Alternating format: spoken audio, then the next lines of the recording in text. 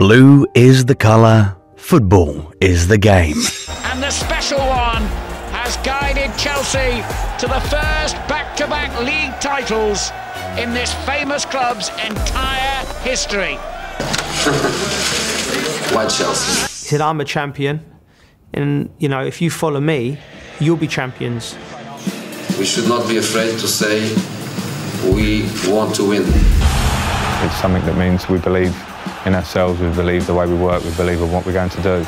Not a bad ball either. Drogba's header for Gudjohnsen. Brilliant! I think I'm a special one.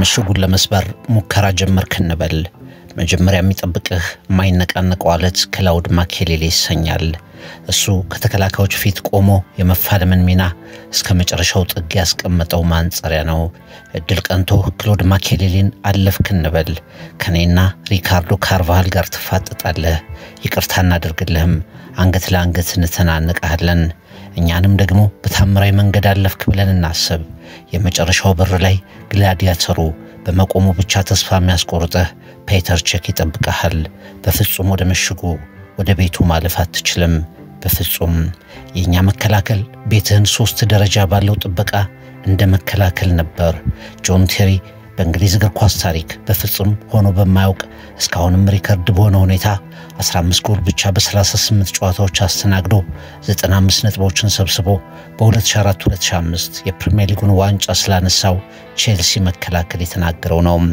ከዚያ በፊትም ከዚያ በኋላም እንደ ጆዜ ሞሪኖ ቡድን በብቃት የተከላከለ ቡድን አልተመለከትንም ማጥቃትን ሁሉ አክሽፎ የመለሰው አስደናቂው ካቴና ሰማያዊው ጦርና አዝማቹ ጆዜ ሞሪኖ ከዛሬ 20 ዓመት በፊት ከባለ ታሪኮቹ አንደበት በትሪቡን ትውስታ I know I did it, but no, at that time I was saying I was special because I was European champions 2 days before that. Chelsea Carling Cup winners 2004-2005. Let the celebrations begin.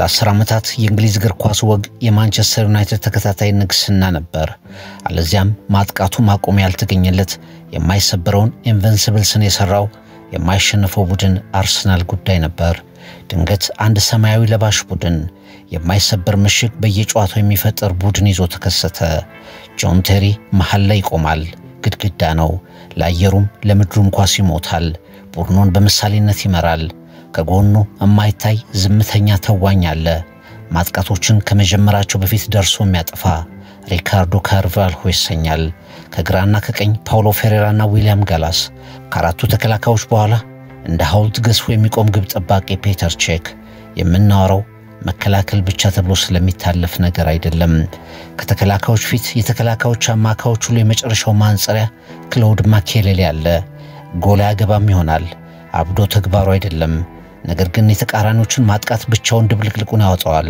ጥቃት ያቋርጣል ከመጨረሻው ያጥቂዎች መሞቻ ቦታ ቀድሞ ብዙ ሙከራዎችን ያመክናል በጥንቃቄ ወደፊት የሚሄድ በጊዜውና በሰዓቱ አፈግፍጎ ተጋጣሚን ሐሳብ የሚያሳጥር የመከላከል ትሪት ነበር Chelsea on the counter he's got Drogba ahead of him Lampard trying to make a run forward as well knocked on by Drogba Gudjohnsen Einar Gudjohnsen scores for Chelsea nicely done by Kesman Babayaru looking far post Drogba fantastic goal really well worked goal from Chelsea Thiago finds space for the shot he's made space for the shot and Chelsea have a second Chelsea no one can stop us now ወቅቱ ፕሪሚየር ሊጉ በታሪኩ ያያቸው ምርጥ አጥቂዎች የነበሩበት ነበር ቴሪ ኦንሪ ሮድ ቫን ኒስተልሮይ ዌይን ሩኒና ሌሎችም ግንቡ ግን ለሁሉም አጥቂዎች ምላሽ ነበረው በ25 ጨዋታ አንድም ጎል አላስተናገደም በ38 ጨዋታ 15 ጎል ብቻ ገብቶበታል ይህ እንዴት ሊሆን ይችላል መከላከሉ እየተወደሰለት የሚገኘው የሚካኤል አርቴታ ቡድን አሁን ሊቨርፑል ወደዚህ ቁጥር አልተጠቁም የቪዲችና ፈርዲናንድ ጠንካራ ጥምረትን ያዘው የ2007-8 ማንቸስተር ዩናይትድ ወይም የ2018-19 የየርገን ክሎፕ ሊቨርፑል ትንሽ የተጠጉት ቢሆኑም በ38 ጨዋታዎች 22 ጎል ገብቶባቸዋል በቼልሲ ሪከርድና በሁለቱ ቡድኖች ምርጥ መከላከል የ7 ጎሎች ልዩነት አለ ያ መከላከል እጅግ ያኮራኛል ይላል ቴሪ ፍራንክ ላምፓርድ የቼልሲ ምንጊዜም ጎል አስቆጣሪ የሆነባቸውን ጎሎች በደስታ በሚያስብበት ልክ እኔም ቡድናችን ጎል ሳያስተናግድ እንዲወጣ ያደረኩባቸውን ቅጽበቶች ጎል የማስቆጠር ያህል አከብራቸዋለሁ። ወደ ግብ የሚያመሩ ኳሶችን ለማዳን ስንንሸራተት፣ ስንወድቅ፣ ታግለን ስንነጥቅ ሁሉንም በኩራት አስታውሳለሁ። ጆን ቴሪ ይናገራል። ያኔ በ20 ሚሊዮን ፓውንድ ብቻ ሞሪኖ አምጥተውት ከጆን ቴሪ ጋር የማይሰበረውን የመከላከል መድረክ የመራው ሪካርዶ ካልቫርሆ እኛ ያደረግነውን ማንም ማድረግ አልቻለም። ጊዜው ረጅም ዓመት ቢሆነውም እስካሁን ሪካርዶ አልተሰበረም። ከኛ ጋር መጫወት ለእያንዳንዱ ቡድን መከራ ነበር። የትኛውም ቡድን በቼልሲ ላይ ጎል ማግባት አይቀለውም ነበር ይላል። የምርጡ ቡድን ትውስታ ይቀጥላል። Again, please don't call me arrogant because what I'm saying is true. I'm European champion, so I'm not one of the bottle. I think I'm a special one.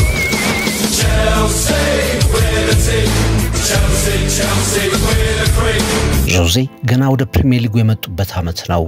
የቻምፒየንስ ሊግ ክብርን ከፖርቶ ጋር አሳክተው የተለየው ሰው ነኝ ብለው ያወጁት ወጣቱ ጆዜ በ4-3-3 አሰላለፍ መጡ። ሁለቱ የመስመር አጥቂዎች ቼልሲ ኳስ ያጣ መከላከሉ ላይ በፍጥነት ተመልሰው ያግዛሉ። ማኬሌሌ የመሃል ሜዳውን ብርት ላይ ያለ ጆዜ እንደመጡ በፕሪሚየር ሊጉ የመጀመሪያ 8 ጨዋታዎች 7ቱን ጎል ሳያስተናግዱ አጠናቀቁ። የሳውዛምፕተኑ ጄምስ ባይቲ ብቻ በቼልሲ መረብ ላይ ጎል አገባ። እስከ ጥቅምት አጋማሽ ባለው ጊዜ እንኳን አንድ ሌላ ተጫዋች ብቻ ጎል ጨመረ። ቼልሲ አመቱ ሙሉ በተሸነፈበት ብቸኛ ጨዋታ ኒኮላስ አኔልካ ለማንቸስተር ሲቲ በፔናልቲ ቼልሲ ላይ ያስቆጠረ። ከዚያ ውጭ ቼልሲ በሁለት አጋጣሚ ብቻ 2 ጎል አመቱ ሙሉ ተቆጠረበት። ከቦልተን ጋር 2-2፣ ከአርሰናል ጋር እንዲሁ።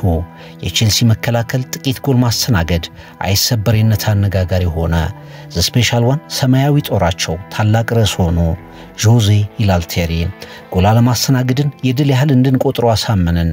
ከሱ በፊት ለሁለት ተከፍለን 5-5 ሆነን የምናደርጋቸው ሚኒ ጨዋታዎች 5-4 ወይም 5-2 በሆነ ውጤት ይጠናቀቁ ነበር። ሞሪኖ ስር ስንጫወት ግን ጨዋታዎች ባዶ ለባዶ ወይም 1-0 መጠናቀቅ ጀመሩ። መከላከልን ጥበብ አደረግነው። ተጫዋቾች ኳስ ለማስጣል መሬት ላይ መገኘትን ለመዱት፣ ወደዱት። ጆዜ ለማስደሰት ሁሉም ይጥር ጀመር። በጨዋታ እስከረፍት 3-0 ወይም 4-0 ብንመራ እንኳን ጎል ያለ ማስተናገድ ግዴታን ይዘን እስከ መጨረሻው እንድንፋለም ሞሪኖ ይነግረን ጀመር። ይህ ያልተለመደ ነበር። ጆን ቴሪ ትውስታውን ያስቀምጣል። I would have done absolutely everything for this man, everything. In that first meeting that he took with a group of players, the first image he put up on the board was a picture of the Premier League. It sounds small, but it was like, we're going to win this year, and then go on to tell the press and the world that Didier was the best striker in the world, Frank was the best midfielder, right. Peter Cech was the best goalkeeper, JT was the best defender. We'd never been told that before. He was very clear of going, no, my boys are the best players in the world, and he made you feel so special. It was like the press and the whole world and the whole Premier League against Chelsea Football Club. ሪካርዶ ካርቫልሆ ትልቁን ዋጋ ጆዜ ሞሪኖ ይወስዳል ይላል። አንዳንድ ሰዎች ጨዋታችንን ይነቅፉት ነበር፣ ግን ውጤት እየሰበሰብን በመሪነት እንድንገሰግስ ስላደረገን የጨዋታ ስልት ታመንን። አንዳንዴ እኔ በግሌ ኳስ ይዤ ወደፊት መሄድ ፈልግና ዋናው ተግባሪ መከላከል መሆኑን በማሳውስ መለሳለሁ። ተመስጬ በፊት መስመር እንቅስቃሴ ላይ ስሳተፍ ጆን ቴሪ ጮሆ ይመልሰኛል። ጎል ሲቆጠርብን በጨዋታው አሸንፈን እንኳን ቢሆን ሞሪኖ እኛን ከመተቸት አይመለስም። የ2004-2005 የሞሪኖ ቡድን ቼልሲ የሮማን አብራሞቪች ከከፍተኛ ገንዘብ ማጠናከሪያ ጋር መምጣት የበለጠ ያጠናክረው ነበር። ከካርቫልሆ፣ ፒተር ቼክ፣ ማኬሌሊ ውጪ ፓውሎ ፌሬራ የመስመር ተጫዋቾቹ ዳሜን ደፍ፣ ሬን ሮበን፣ ጆ ኮል፣ ዲዲየር ድሮግባ የቡድኑ ወሳኝ አስተዋጽኦ አድራጊ ለመሆን እንዲችሉ ሆነ። ቀድሞው የነበሩት ጆን ቴሪ፣ ፍራንክ ላምፓርድ፣ ዊሊያም ጋላስ፣ አይዱር ጉድ ጆንሰን ከነሱም ውጪ ቲያጎ፣ ግሌን ጆንሰን፣ ጀርሚን ጂታፕ፣ ዋይን ብሪጅ፣ ሮበርት ሁዝ ቼልሲ ከሞሪኖ ያለመሸነፍ ሳቢ ጋር በአማራጮች ተሞልቶ በውጤታማነት የእንግሊዙን እግር ኳስ መቆጣጠር እንዲችል አደረገው። First corner of the game. And it goes Chelsea's way. Carvalho has come forward for this. Good Johnson! It's gone in! Lampard against Niemi to make it 2-1. And he's done it very coolly indeed. Calm as you like from Frank Lampard. Here it comes from Lampard. Intelligent in Drogba! Wonderfully worked! In low and in the back of the net. And the free kick routine has worked. And Joe Cole scores for Chelsea.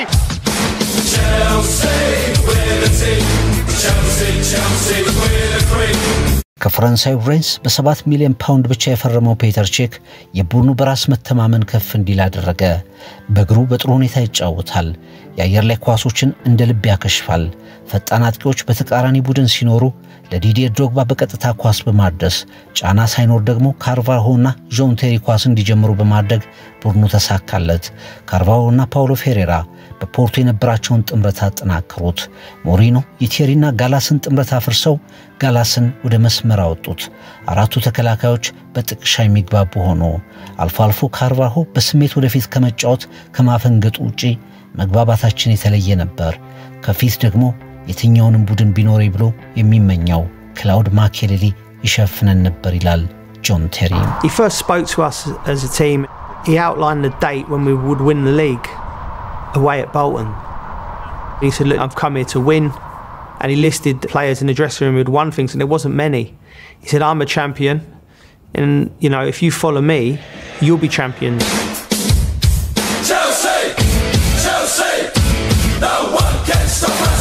ቼልሲ መከላከሉ ድንቅ እንደሆነ ሁሉ ማጥቃቱ ላይ ምርጥ የነበሩ ተጫዋቾች ባለቤት ሆነ። ዲዲየር ዶግባ፣ ፍራንክ ላምፓርድ፣ አይዱር ጉድዮንሰን፣ ጆ ኮል፣ ዳሜን ደፍ፣ አሪያን ሮበን አንዳቸው ጎል ያገባሉ። ከዚያ በኋላ ስራው ቀላል ነው።